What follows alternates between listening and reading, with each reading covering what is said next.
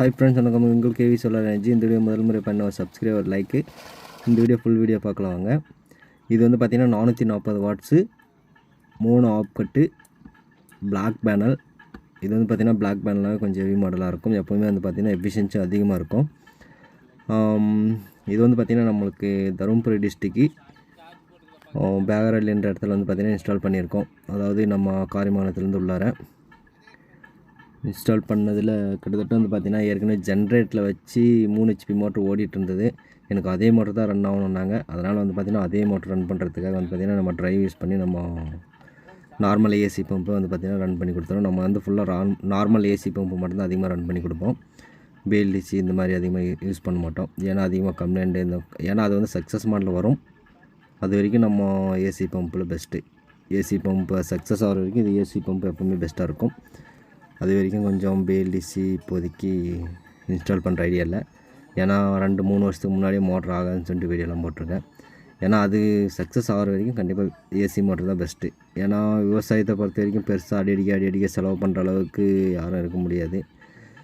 அதனால் வந்து பார்த்திங்கன்னா முடிஞ்ச அளவுக்கு அது சக்ஸஸ் ஆகும்போது வந்து பார்த்திங்கன்னா ஏன்னா வாட்டர் கோல்டு இந்த மாதிரி மோட்டர்லாம் வரட்டும், அன்றைக்கி கண்டிப்பாக சக்ஸஸ் ஆகும்.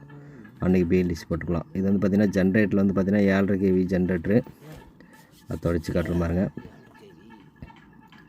7.5 kV ஜென்ரேட்ரு ஃபீல்டு மாஸ்டர்.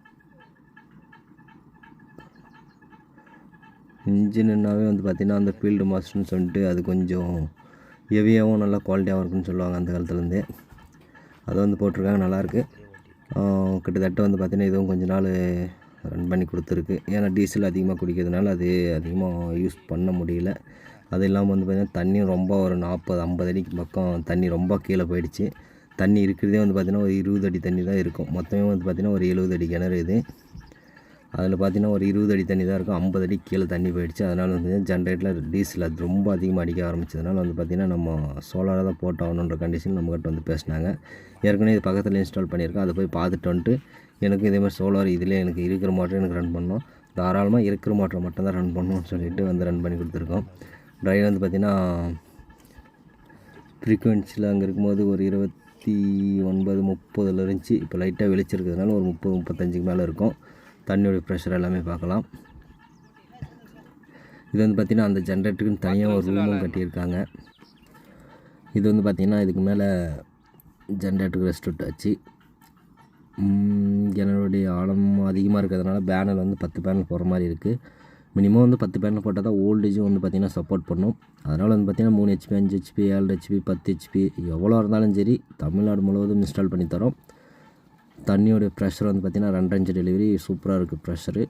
இதேமாரி உங்களுக்கும் கால் பண்ணுங்கள். இதேமாரி உங்களுக்கும் வந்து பார்த்திங்கன்னா 3 HP 7 HP எவ்வளோ இருந்தாலும் சரி, கரண்ட்டில் வர மோட்டராக இருந்தாலும் சரி, இல்லை ஜென்ரேட்டில் வர மோட்டர் இருந்தாலும் சரி, நார்மல் 3 பேஸ் இருந்தால் போதும். அதே மோட்டர் ரன் பண்ணி தரோம். மோட்ரு செட்டோடும் பண்ணி தரோம். கால் பண்ணுங்கள். ஓகே, பாய்.